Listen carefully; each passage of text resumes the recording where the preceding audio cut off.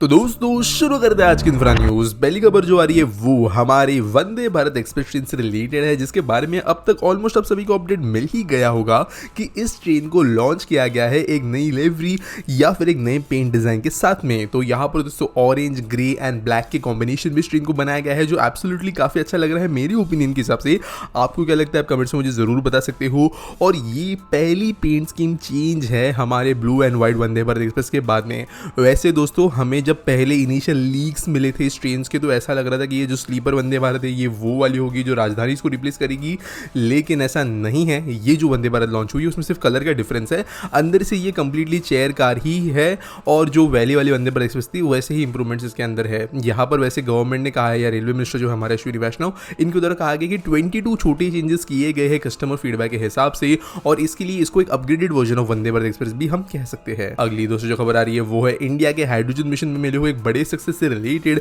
जहां पर European union और सिंगापुर इन दो देशों को भारत सप्लाई करेगी हाइड्रोजन, ऐसी पॉसिबिलिटीज हमें नजर आ रही है। और ये जो ऑर्डर होगा वो होगा 11 मिलियन टन पर ईयर का। तो दोस्तों जो गवर्नमेंट ऑफिशियल्स है, इंडस्ट्री सोर्सेज है, उनके द्वारा बताया गया है कि कंट्रीज जो है बायलैटरली इन चीजों को अलाउ कर सकती है। और जो इंडिया अभी फिलहाल ग्रीन हाइड्रोजन प्रोड्यूस कर रही है इसको ये कंट्रीज यूज कर सकते हैं कार्बन क्रेडिट्स के लिए। आप जानते हो क्लाइमेट समिट था पेरिस का, उसके हिसाब से यहाँ पर पेरिस एग्रीमेंट के हिसाब से कंट्रीज को अपना कार्बन जो है उसको न्यूट्रलिटी की तरफ ले आना है, अपने एमिशंस। तो इसके लिए ग्रीन चीजों का अगर इस्तेमाल करते हैं तो उनको कार्बन क्रेडिट्स मिलते हैं जो कि ग्रीन हाइड्रोजन के साथ में पॉसिबल हो सकते हैं, और इंडिया ये कर रहा है। अगली दोस्तों खबर आ रही है वो है गुजरात से, जहाँ पर 5 इंडस्ट्रियल ट्रेनिंग इंस्टीट्यूट सेटअप करने का काम किया जाने वाला है अलग अलग लोकेशंस में, जहाँ पर अहमदाबाद, सूरत, वडोदरा, राजकोट, दाहोद, इन जगहों पर कैपेसिटी जो है इनकी बढ़ाई जाएगी और 1000 स्टूडेंट जो है हर एक सेंटर में पढ़ पाएंगे। यहाँ पर गवर्नमेंट ने कहा है कि वो ना सिर्फ जो ट्रेडिशनल ITI के अंदर होने वाली पढ़ाई होती है वो यहाँ पर कराएंगे,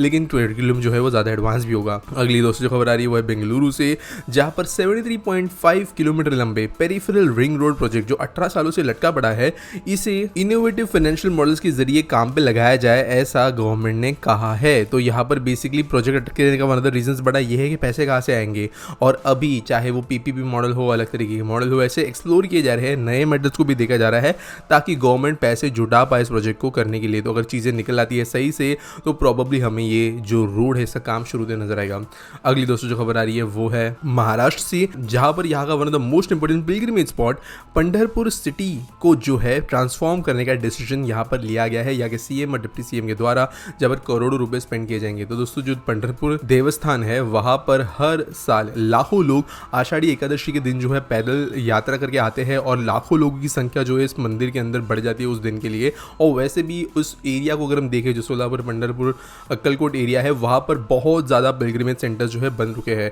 जिसके कारण यहाँ पर कहीं ना कहीं लोगों को बेटर फैसिलिटीज़ देने की ज़रूरत है, और यहाँ पर इसलिए इन शहरों को ट्रांसफॉर्म कर दिया जाएगा। अगली खबर फिर से महाराष्ट्र से आ रही है, जहाँ पर अब तक का देश का सबसे बड़ा बसेस का ऑर्डर दिया गया है, और ये कंपनी जो ऑर्डर जीतने में सक्सेसफुल रही है वो है ओलेक्ट्रा ग्रीन टेक। और ये बेसिकली महाराष्ट्र की गवर्नमेंट को 5150 इलेक्ट्रिक बसेस सप्लाई करेगी, और 10,000 करोड़ रुपए के ऊपर का ये कॉन्ट्रैक्ट है। तो MSRTC one of the worst run public state department of transports है पूरे देश के अंदर। यहाँ पे जो बसेस वगैरह चलती है वो लिटरली गिरने को आ गई है, इतनी खराब बसेस यहाँ पे चलती है। लेकिन रिसेंट में कोई डिसीजन की वजह से यहाँ पर ये स्टेट ट्रांसपोर्ट डिपार्टमेंट, जिसके ऊपर महाराष्ट्र के पूरे रूरल एरियाज डिपेंड करते हैं, उसको अपग्रेड करने का डिसीजन लिया गया है, और ये 5150 बसेस जो है इसके अंदर अपना काम देगी। ओलेक्ट्रा ग्रीन टेक की जो शेयर प्राइस है इस खबर के आते ही 20% बढ़ गई है, क्योंकि ऑब्वियसली ये बहुत बड़ा ऑर्डर है। अगली दोस्तों जो खबर आ रही है वो है पुणे रिंग रोड प्रोजेक्ट से रिलेटेड, जहां पर 3,385 करोड़ रुपए 5,000 फार्मर्स को डिस्ट्रीब्यूट कर दिए गए हैं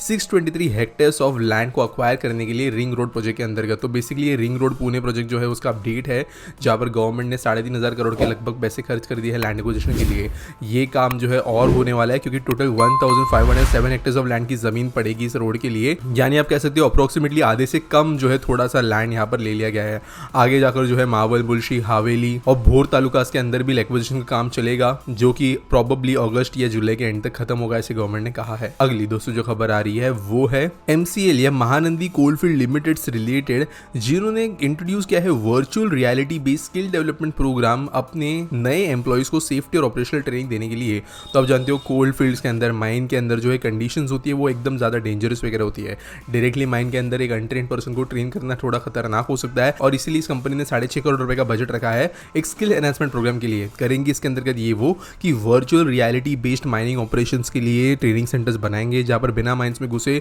लोगों को ट्रेन किया जा सकेगा। अगली दोस्तों जो खबर आ रही है वो है बेलगावी एयरपोर्ट से रिलेटेड, जिसे मिलने वाला है एक मैसिव अपग्रेड, और 229.57 करोड़ रुपए की कीमत से इस एयरपोर्ट के लिए कई अपग्रेडेशन काम किए जाएंगे, जिसका टेंडर ऑलरेडी फ्लोट कर दिया गया है। पैसेंजर टर्मिनल बिल्डिंग का एक्सपांशन, एयरपोर्ट का expansion, runway expansion, aero bridges बनाना, इन जैसी चीजें इसके अंतर्गत की जाएगी। अगली दोस्तों जो खबर आ रही है वो है दिल्ली एयरपोर्ट से, जहां पर इंटरनेशनल डोमेस्टिक एयरपोर्ट में बना हुआ 2.1 किलोमीटर लंबा dual lane elevated cross taxiway जो है इसे ओपन कर दिया जाने वाला है, और साथ साथ चौथा रनवे जो इस एयरपोर्ट का होगा वो भी थर्सडे को ऑपरेशनल हो जाएगा, जिसके बनने के बाद में एयरपोर्ट के आसपास का ट्रांसपोर्टेशन तो इंप्रूव होगा ही, लेकिन एयरपोर्ट की फ्लाइट्स, टेक ऑफ और लैंड कैपेसिटी भी बढ़ जाएगी। अगली दोस्तों खबर आ रही है वो है रीजनल रैपिड ट्रांजिट सिस्टम या RRT से रिलेटेड, जहां पर सोलर एनर्जी के जरिए जो पावर इससे जनरेट करनी थी उसका प्लांट इनॉग्रेट हो गया है दुहाई के अंदर। तो 585 किलोवाट का ये प्लांट है, सोलर पैनल्स इंस्टॉल किए गए हैं बिल्डिंग डेपो के ऊपर, और यहाँ पर वैसे 25 सालों की इसकी लाइफ स्कैन है, जहाँ पर सालाना 6,67,000 यूनिट्स ऑफ इलेक्ट्रिसिटी ये प्रोड्यूस करेगा, और 615 टन ऑफ कार्बन जो वैसे चला जाता था एटमॉस्फेयर में उसको ये रोक देगा ग्रीन एनर्जी प्रोडक्शन करते हुए। अगली दोस्तों जो खबर आ रही है वो है 70,000 करोड़ रुपए के नेशनल हाईवे मोनेटाइजेशन प्रोजेक्ट से रिलेटेड, जहां पर गडकरी जी ने अनाउंस किया है कि वो ये फंड्स यूज करेंगे अलग अलग गवर्नमेंटल प्रोजेक्ट्स को फंड करने के लिए, जो NHAI को आगे जाकर और पैसा बनाने में मदद करेंगे। तो बेसिकली ये फंड जो है गवर्नमेंट रेज करेगी इन्वेट के जरिए, यानी कि लोग इसके अंदर इन्वेस्ट कर पाएंगे। बाद में फंड को इस्तेमाल किया जाएगा fuel station, toll operation, transfer model, special purpose areas and projects बनाने के लिए हाईवेज के आसपास, जिससे गवर्नमेंट को पैसा बनना शुरू होगा, और ये बने हुए पैसों से गवर्नमेंट इन्वेट वाले जो इन्वेस्टर्स हैं उनको तो रिटर्न्स तो देगी ही, लेकिन NHAI के पास भी बहुत पैसा बचेगा। होपफुली देखते हैं किस तरीके से चीजें होती है। आज के आस्पिटी सवाल के बारे में बात करें तो सुमित मिश्रा पूछते हैं why Indian roads are so dirty and it has such a negative impact on country among foreign travellers and overall image of the country, even war torn and unstable countries like Iraq, Colombia have clean roads. तो देखो यार, government आके कचरा नहीं डालती है road पे, हम लोग ही डालते हैं।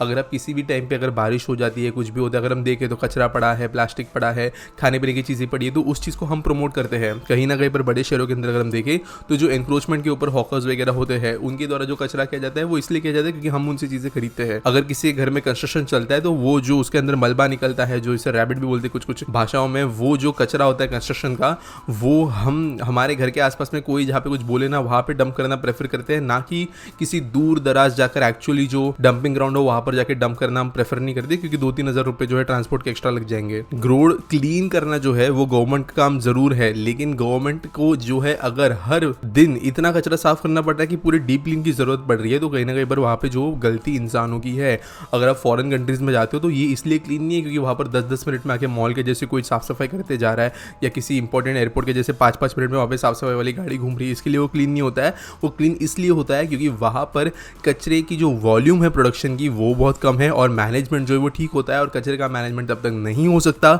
जब तक पब्लिक पार्टिसिपेशन हो। आपको अगर लगता होगा कि एक छोटा सा रैपर जो आप एक चॉकलेट खा के नीचे फेंकते होगे उससे क्या ही कंट्रीब्यूशन होगा, लेकिन हमारे शहरों की आबादी जो है वो टेंस ऑफ मिलियंस के अंदर है, तो ऐसी चीज़ें जो है वो एडअप होती है। हाँ, हालांकि गवर्नमेंट का रूल्स है, specially rural and Tier 2 cities के अंदर कई जगहों पर कचरे का कलेक्शन ढंग से होता ही नहीं है, कहीं पर कचरा डिस्पोज करने के लिए ठीक से जगह ही नहीं होती है। हम जो है कहीं ना कहीं पर जो है वहाँ पर गवर्नमेंट को जिम्मेदार ठहरा सकते हैं, लेकिन मेजरली अगर किसी एरिया को साफ रखना है या एटलीस्ट पॉकेट्स को साफ रखना है तो उसके लिए हम कहीं ना कहीं पर मेंटेलिटी चेंज और डिसिप्लिन आने के बिना ये चीज़ें कर नहीं सकते। फिर इराक, कोलंबिया जैसे कंट्रीज हो, वो चाहे वॉर टोन क्यों ना हो गई हो, वहाँ पे स्टेबलाइजेशन हो नहीं गवर्नमेंट के अंदर, लेकिन लोगों के डिसिप्लिन के कारण वो चीज़ें जो है एटलीस्ट एक बेसिक लेवल पे ऑटोमेटिकली मेंटेन होती है। उम्मीद करता हूँ कोई सवाल का जवाब मिल गया होगा। आपके पास कोई सवाल है, आप नीचे मुझे कमेंट में पूछ सकते हो #AskPT के साथ में। अगर आप न्यूज़ सबमिट करना चाहते हो तो उसके लिए लिंक मिलेगी, और उसके अंदर अगर आप फर्स्ट होते हो न्यूज़ देने वाले कोई, तो आपको क्रेडिट्स मिलता है हमारे टाइम स्टैम्प्स के अंदर। मिलेंगे अगले वीडियो में।